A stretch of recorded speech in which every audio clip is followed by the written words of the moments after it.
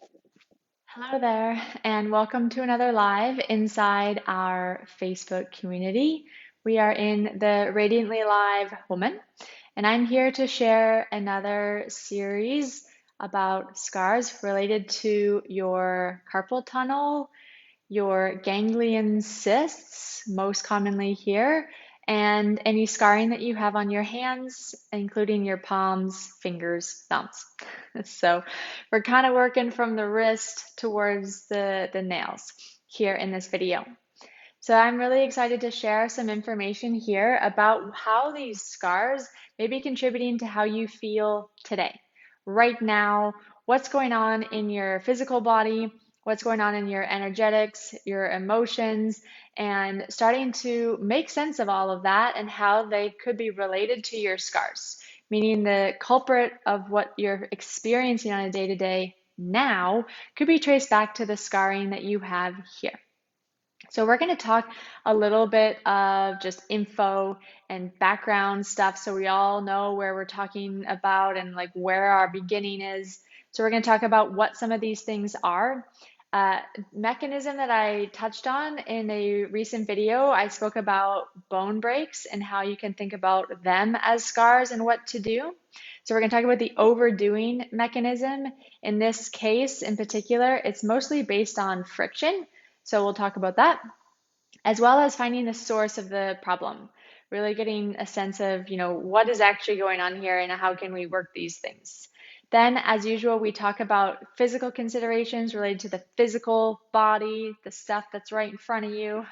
We'll talk about all that, and then we'll go into the energetic and emotional considerations, what you may be feeling right now on a day-to-day because of these scars, as well as what to do. How can you start beginning working these scars in a way that is useful?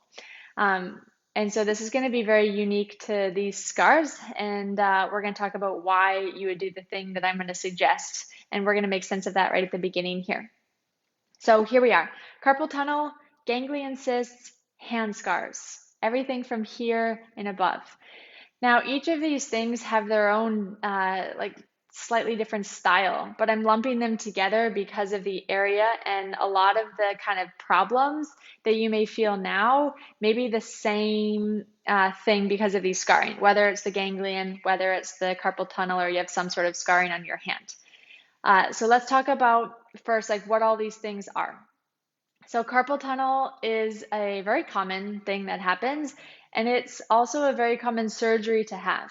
Usually it's because there's some sort of like compression in this like literal tunnel where there's a ton of different tendons that supply movement to your fingers. And like I've said a lot of times in these videos, the body doesn't have a lot of extra room for stuff. Like it cannot accommodate a lot of compression or a lot of swelling or cysts.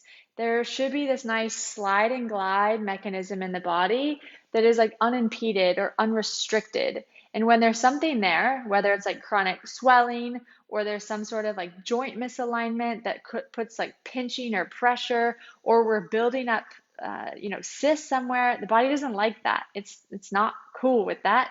And so we'll get symptoms, and that could potentially lead us to getting a surgery where they just kind of open up the tunnel a little bit. They take like the pressure off of it and open it so there is less kind of restriction on the nerve that is moving through here. It's very common. I see this probably about half the time, that carpal tunnel is misdiagnosed and people get the surgery and they still have the same symptoms in the hand. This is a confusion around what the actual nerve supplies in the hand and the symptoms that the person is experiencing. There's some sort of like miscommunication or, whatever imaging, and the person gets the surgery and they still have the same kind of symptomology. They still have that nerve feeling, that kind of pressure, that aching, that throbbing that's going in the hand. So this is something we need to consider. And obviously, so if you get that surgery and you still have something, even if it's a little bit better, but it's still there, therefore you need to still be hunting for the problem. And I'm going to hopefully help highlight some of the actual problems that you could be facing because of this and how to work with that. So that's carpal tunnel. Now let's talk about ganglion cysts. In bone breaks, I was talking about the overdoing mechanism. The body will naturally overdo stuff. I gave the example of an ankle sprain. When we sprain our ankle, we get an incredible amount of swelling that comes into the area. And for decades and decades, we were talking about applying ice as like the primary method to help that swelling, reduce it. There was a man, I don't know his name, I don't remember his name, who we all learned from, like as an athletic therapist, I learned this, that you need to apply the RICE technique, the RICE, which is rest, R, ice, I, C, compress, and E is elevate. That's what we got taught in school, and that's how we've been kind of doing it. If you've ever been to a sports team or you hurt yourself, you put some ice on it. Now, this man who had developed this like rice game plan is now going back and saying that's not what we should be doing. We should be actually allowing that swelling to do whatever it needs to do, because we used to think that the swelling was bad and it was contributing to problems later on. However, the swelling, the inflammation is bringing stuff to the area to help clear whatever's there, start to move and like get debris and get whatever else that is causing some pain and discomfort out. So we now are leaning much more heavily, and you've probably seen this in athletics, much more heavily to compression. Just look at an NBA basketball team and they're like jammed full of compression. Like they have crazy amounts of compression on their body. They're wearing sleeves and, full pants and the whole deal. So we want to be considerate of the overdoing mechanism and letting the body do what it needs to do, but then also being sure that stuff doesn't get stuck down there. One of the reasons why they're applying the rice principle, the ice principle, is to make sure that swelling doesn't get stuck down in the ankle. Because the ankle, just briefly, obviously so, is very far away from the heart. And it's like gravity, it has its effect on it all the time. It's really hard to pull that swelling back up. So that's a problem, a big problem. And I see it a lot in like chronic ankle sprains or stuff that hasn't been dealt with very well in the lower body. However, when we talk about the overdoing mechanism in the arms, which is commonly where ganglion cysts are, however, it's not the only place. This is another example of the overdoing mechanism. When we have like poor articulation somewhere, and like the actual like arthrokinematics of the joint, which is just a fancy way of saying like the joint is not sliding and gliding as it should because something is misaligned within the joint capsule itself. What the body will do, this is very common, this is the exact same deal for bursitis, this is the exact same deal for tendonitis, this is the exact same thing when there's like fibrotic thickening of stuff like Achilles tendons and so on and so forth. What the body is doing is it will start to create like a protective mechanism because the friction is so much. The friction is irritating the body. It's like quite literally like grinding down on bone. And as we know, if we don't have a joint that's aligned, if it's misaligned and we move on that in that kind of poor pattern for however many years or decades, we get stuff that feels like arthritis. We get stuff that appears on imaging that's called degeneration, but really it's just a misalignment that's been going on over time. That misalignment, one of the body's ways of buffering that is to put a cyst in between. And that cyst will continue to grow, or that bursitis will continue to grow as a protective mechanism to kind of, quite literally like protect the area, protect the bone, or protect whatever is there. Now, this is obviously not the best idea because then we go back to the kind of other problem that the body only has a small amount of room for extra stuff. I just spoke about the slide and glide mechanism that needs to be present. So it like buffers one problem, but creates another one. So ganglion cysts are in general not painful, but they can obviously limit your range of motion, and they are often, they move from like a soft kind of fluid-filled cyst, little ball, little marble, to something that's much more dense and fibrotic. And this is the progression of something getting worse over time. So one of the prognosis, like one of the things that they used to do back in the day, and you can like find this on Wikipedia, is they used to hit it with a heavy book, just like smack it with a Bible is what they used to do. Obviously, you don't want to do this. Please don't do that.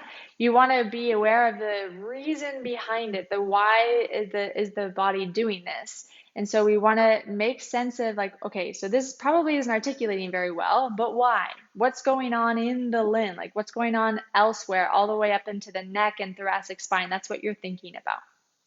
So that's a little blurb about ganglion cysts. Commonly here, like they used to call it like the basketball swoosh, like when you're doing your basketball free throw, which I'm horrible at. That's how I would get, because it's like this over friction of movement in this direction, just tons of that. Then let's talk about hand scars. Hand scars could be from an injury, cut yourself, you had a surgery for like tendon, like it's very common for people to pop their extensor tendon or get this kind of fibrotic thickening in their hand, and they get flexor tendon problem, trigger finger. They maybe need something done to their thumb, like a surgery of some sort. Maybe there's an accident, like some sort of construction, wood cutting, put your hand into something sharp kind of accident where you have hand scars. The hand as well as the foot, you'll hear me talk about the hand and the feet, because if you look at them, if you like really think about the hands and you really think about the feet, they're kind of like they're very similar. They have tons of small little bones. They have these like little rows, 2 rows of small little bones here. And then they have these like long bones that are, linked to each other to create all this different fine-tuned movement. So we can write with a pen, we can throw with a baseball, we can grab stuff, we can lift up weights, we can carry our groceries, carry children. Our hand has so much movement. And when we have a scar in there, it really impedes on that movement. It really restricts that movement, and we want to make sure that we have as much movement available in the hands. In general, like I said, from the wrist to the fingernails, which is where we are, we spend most of our life like this. Okay, we eat like this. We drive a steering wheel like this. We're typing on the computer like this. We're on our phones. We're in this like flex, curled like position. And it's really not great on our body, because what's the main thing that can go wrong over time, or like what's something that happens often that creates problems over time, is when an area doesn't move a lot. So like 10 years ago, everyone started saying that sitting is the new smoking, which I don't agree with. I think that that's a little extreme. The problem with sitting is that we're actually in one position for a long time. That's the crappy part. If you're standing for a long time, that's also not so great, because motion is lotion. If you're not moving well, if you're not moving through like full ranges of motion, it means that you're cutting like the articulation of the area down by half or down by a quarter. So when you live like this, it's a big problem. It's also a big problem if you live like this and then do like one small, like say you go to like vinyasa flow class like once a week. It's really hard on the body because you like shove this intense movement of opposition, like when you're on your hands and knees a lot, like on the ground in yoga or Pilates or any other type. That's the exact opposite movement of like this that we're always in. So we want to pay attention to that as hand scars, but really for all the scarring, it really impedes.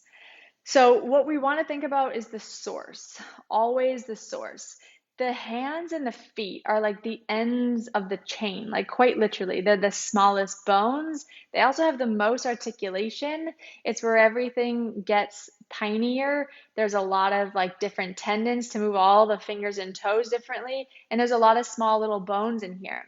So in general, like you will feel the problem there because it's like the weak link in the chain. There's so much opportunity for like challenge here that's, maybe not as influential. Like maybe you won't feel it where the problem is, where the source is. It's because this is so small. We use it all the time, and there's so many opportunities to kind of like mess up this area. There's so much articulation and connective tissue and stuff.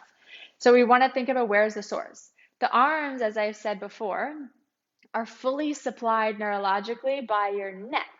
Every single nerve that moves your arms is coming from your neck. So you always want to think about like, where's this line actually beginning? Where is that actually going?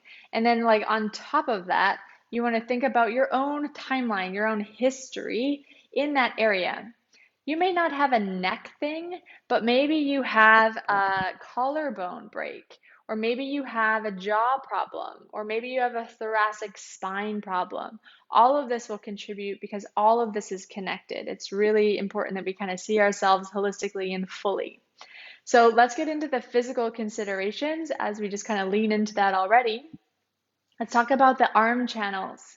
So as a clinical therapist, the way that I think, like I was just describing, is to make quick connections. How can we get from like a finger problem or like a carpal tunnel problem? How do we always like quickly hop into the neck or quickly hop into somewhere else? You want to think about that area of your body and like what has gone on in the area, and how you can start to think about that and make those connections is by looking at something on the internet, which I will share with you if you want to have a little Google with me right now. You're going to Google Thomas Myers anatomy trains and look up the arm lines. Thomas Myers anatomy trains arm lines. When you go to images, you're going to see these wonderful blue anatomy figures where they have these big sweeps of tissue. And you can start to see like how the chest is immediately and quickly connected into the tips of the fingers, how the back of your and like top of your neck, how like the base of your skull can come around into the back of the hand. And you're going to see on these blue kind of diagrams, there'll be a very deep layer as well as a superficial layer. So you'll see like the right side of the body looks different from the left. They're showing you different layers like smushed on top of the other, but they're like pulling one layer away so that you can see it easily, and then they're showing you the layer they pulled away on the opposite side. So both layers are on both sides, obviously, but when you're viewing it, you're going to see difference from left to right. They're just showing you something. So I want you to look at that because you can quickly jump and make these really clear indications of like, oh yeah, maybe my carpal tunnel is from a car accident I had when I was a teen. This is very common and we don't think about it. Probably one of the things that facilitates carpal tunnel is like laptop desk work, but it's because we sit in these postures that are irritating old injuries. So a thing that's really common as considerations physically is tension that you hold in your body, particularly in like the chest, kind of breast, collarbone, neck, shoulder blade, that whole area that comes into the arms. I want you to think about the tension that you hold there. This will be a culprit for contributing to things like nerve stuff. It'll be contributing to things like joints being misaligned, because when you have held tension there, nothing is moving very well. And you want to think about, why do I have tension there? A very common reason of having upper body, kind of neck, jaw, face, arm tension, shoulder blade tension, is because of poor breathing mechanics. Poor breathing mechanics are common, and we want to address them. Why are we breathing up here only? How come we can't breathe down and low into the abdomen? That's what we want to do. That's how we facilitate good diaphragmatic breath. That's how we calm tension here. Because if with every breath you're needing to yank up your body to get some sort of, oxygen and like alchemical mixture going on, that's not good. You want to have the ability to do that without like barely any muscle activity at rest. As soon as you start going into exercise and kicking it up a notch, all that changes. But nonetheless, you don't want these tiny muscles to be pulling you along and creating tension. You want areas of your body that are wide and expansive, covering large range, that are supposed to help you breathe. One great example is your obliques. Very helpful in proper breathing mechanics when you are doing anything that is not resting, when you're running or exercising or whatever. So think about tension. The tension that you have in your body will perpetuate the feeling that you have in the hands and wrists. Now, let's also talk about something that's related to tension, which is headaches. If you had chronic headaches prior to your scars and you still have headaches, you want to look at the cause of the headaches to relieve some of the problem that you're experiencing here. If you had the surgery in the wrist or hand and now you have headaches, now you have something new on your plate, you want to assess how the scarring is affecting your headaches. Very common, like little pattern here that you want to assess in yourself. Then the final thing we want to talk about is just chronic pain. If you have any type of chronic stuff, like shoulder problems. You had, I don't know, you hurt your shoulder snowboarding when you were little. You have shoulder problems now. You notice that when you do some sort of group exercise class that your shoulders are different from one another. Maybe you have less range in one, and that lines up with the same side problem. Very interesting. Start investigating that. So important. So those are the physical considerations I want us to just think about in your own health, in your own timeline. It's important that when you hear these explanations that you see yourself in what I'm describing. The second section here is the energy as well as the emotion. This section is a little bit more subtle, can be more abstract, but it's only so if one, you don't quite understand the physical connections, like the aha moments in the physical, or two, you don't hear yourself in what I'm saying. So you really want to put yourself in and hear your own story, hear your own experience through what I'm describing, because that is how you're going to have a lot more connecting the dots moments in these physical kind of energetic realms. They're a lot harder for us to connect to, mostly because the physical body is like right here in front of us. We're always talking about it. It's easier for us to understand, especially if you are having like physical problems. It's easy to make those connections, but you need to know that for full holistic health, for full well-being as well as transformation, you need to bring the energy and the emotion into the party. They need to be resolved and worked through for all of that to happen, all of that well-being to be properly assessed and worked on. So something I want to just bring out as ideas, and we've already touched on them, but just let's give them a flare of the energy and the emotion. Let's talk about lack of movement. If we are stuck in positions for long periods of time, we're at a desk, we're standing, we don't move a lot, we're generally pretty sedentary. We don't digest our food very well. We feel really stubborn or kind of closed-minded or tunnel vision in our thoughts. We don't really let the opinions of others come in. We don't have that kind of compassion to listening to others and understanding where they're coming from. This creates stagnation and like stuckness. It creates it in your physical body as well as it creates it in your energy. There's this feeling of stagnation, of not moving. Now, this is obviously not good because it pulls us away from the reality that we should have this kind of influx experience in our energy and in our emotion and in our body. As I sit here talking to you, there's, millions of processes going on throughout my day of varying speeds of all these different things going on. And the exact same thing is when I look out into the jungle here, I'm in Costa Rica, I know that there's millions of other processes going on there.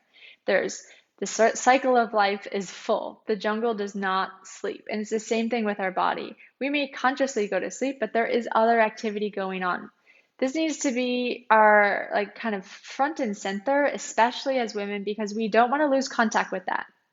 Because when we do, we create like this isolating, kind of separated kind of shell that inhibits us from really connecting with the truth and really help. That's what we really need to move forward through a healing process. We need to get out of that mindset. We need to remove that feeling of stagnation and stuckness. And that's happening in your energy. You may feel like energy dips.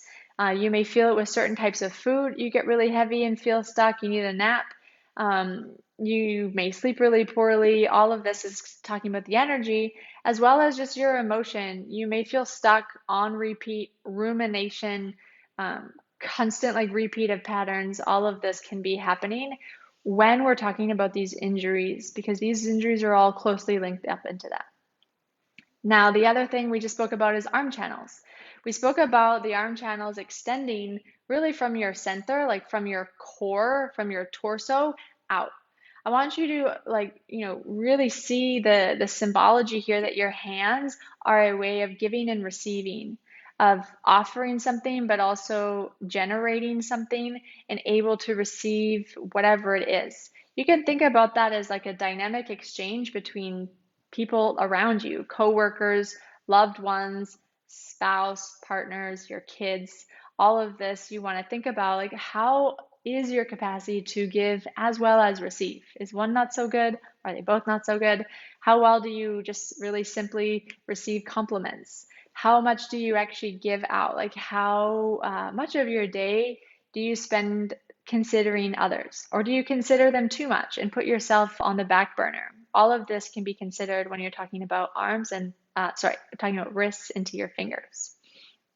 The kind of add-on to that, if we talk about the energetic channels, is if you just draw a nice straight line from your fingers, it leads you right into your heart space, right into your center, right into this area here that I'm not talking about your physical heart, which is just off to the left. I'm talking about your heart space, the energetic center that all human beings, all sentient beings have. And this is an area that may be challenged when we have something going on here. So how well do you connect to feelings of love? Do you feel like you have the capacity to generate love, give love? Do you feel love for yourself?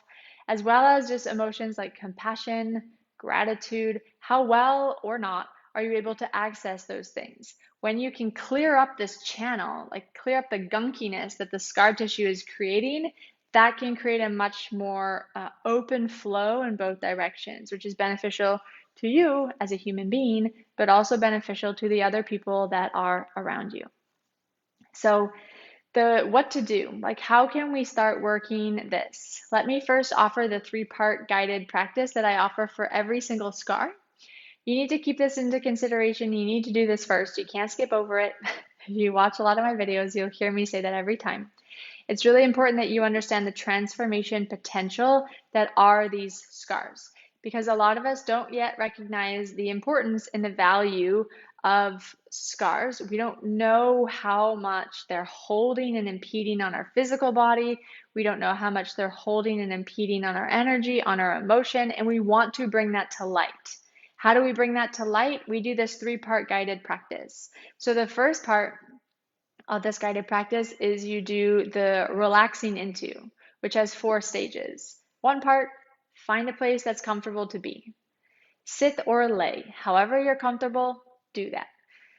Put skin to skin, hand to scar contact, okay?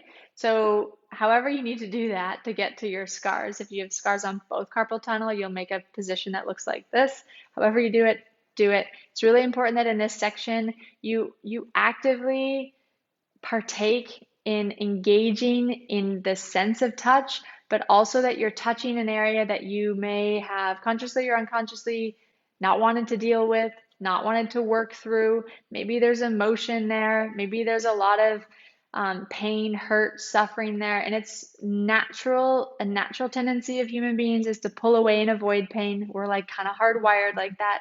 So the sense of touch, like really getting into that stage is important. You're not just putting on lotion and a t-shirt. You're actually actively saying like, I'm going to get into this now. I feel like I can do this. Let's go.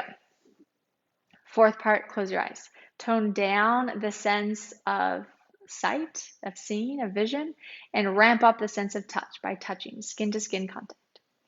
Now, the second phase is the physical considerations where you're gathering as much physical information as you can about the scar. Okay, so you're feeling for numbness. Anything between numbness and hypersensitivity, feel that out. Where is it? What part of the scar? You need to know, because there are places that will be numb. There are places that may be hypersensitive or not. What's going on in the scar? You also want to feel temperature, hot, cold as a spectrum. What's going on with that? It's also very common to feel nausea, aversion, dizziness, ickiness, just don't want to touch it, all those kind of feelings. Feel into that, gather that information. And then you also obviously want to feel all the areas of tension, puckering, stuckness, really feel what's going on here. It's a very easy place to feel it, and there'll be a ton of scar tissue here because the area is so articulate, because there are so many small bones. There has to be this stabilizing effect that happens with scars. They'll latch onto bone, and because there's so much articulation, there's so much movement potential here, there'll be tons of scarring. And you'll be able to feel it. It will feel ropey, like wads of gum, like Spider-Man's web. Where is it going? How is it holding? where is it, stuck or not? All of that needs to be assessed in the physical considerations. Now, the third and final part is the gathering of the emotion and the energetic stuff in the area. I'm going to give you a roadmap because a lot of the time, like I said, it can be kind of challenging. Feel into all the stuff I discussed, your heart space, the arm channels as a passage of giving and receiving, the lack of movement and stagnation, like where is that in your body, in your thinking mind, in how you do your day? Do you feel not motivated? All of that assess, but also use this roadmap. In the energetic and physical considerations, because it's abstract, I want you to think about it in these three sections. Think about everything that happened. Think about the feeling, like the vibe, the inner dialogue, the things you were saying to yourself, all of this stuff before the surgery itself. Okay? Lots of people go through a lot of confusion, a lot of diagnosing, and there's just a lot of stuff that is going on before the surgery itself. So you want to consider that. You want to make sense of that and lean into what you were thinking, lean into all of the energy and the emotion around it. Then do the during. During the surgery, always fear involved. There's always relationship dynamics going on between yourself and medical staff, yourself and the people who are, taking care of you, making sure you're getting from the hospital back okay. All of that needs to be assessed as the second section. And then the third is about the after. Anything from the healing process to now. Again, gather the quality of your thoughts, what you're thinking, what you are no longer doing, any kind of discouragement, feeling like helpless, like, oh man, this is still here. Like that didn't do anything. I went through all this trouble, anger, resentment, all of these things need to be felt through and thought about because all of that will be wrapped up and bound up in the scar. And when you start working this scar, that will start coming out. It gives you the opportunity to work these things through instead of holding them all bottled up and strangled inside. Now, what to do for the scarring here in particular, I'm going to give you two things to start. And they're from the core or the site of the area as well as pretty far away from it. So in general, what you want to do is I was showing you this range that we're all kind of stuck in all day. I want you to do the opposite. I want you to get down on your hands and knees and start doing cat-cow. Cat-cow is a pretty common yoga posture. I'm sure you know what it is, or if you do a quick Google search, you'll see a ton of information about cat-cowing.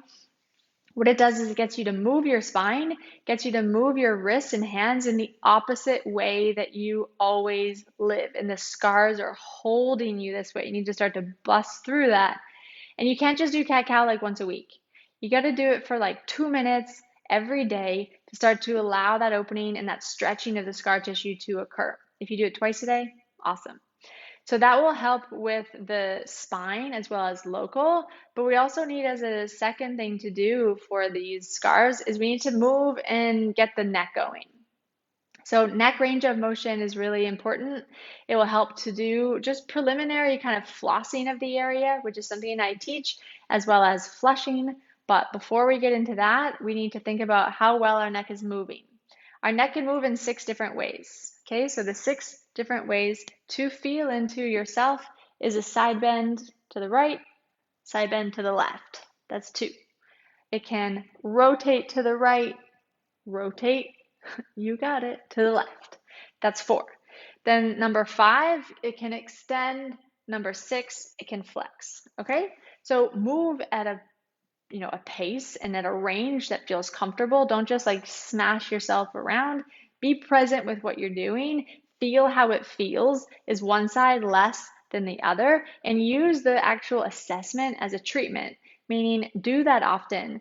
You want to have as much neck range as you can to allow not just the neck tension, not just the headaches or all of the stuff that could be happening here, but allow clear open passageway for the energy to flow through as well as the nerves to come through.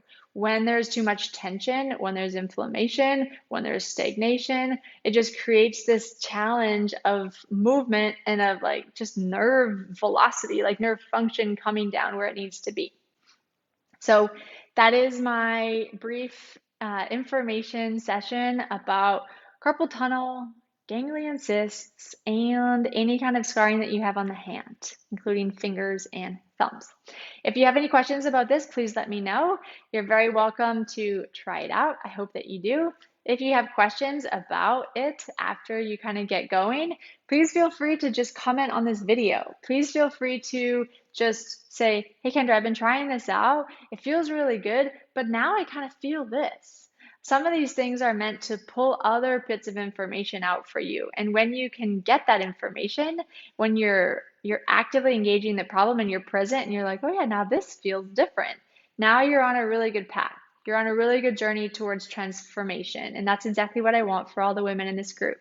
So if you know a woman who'd be interested in this video, please invite them into this group. You have access to invite women into this group so that we can all receive this free information, not just the info, but what to do. I've just given you 3 awesome things on what to do with this scar, and that's a great first start. There's a lot of other things that you can do in my system. Scars Reigniting Your Feminine. There's a progressive path, but I want to make sure that you have a clear direction forward.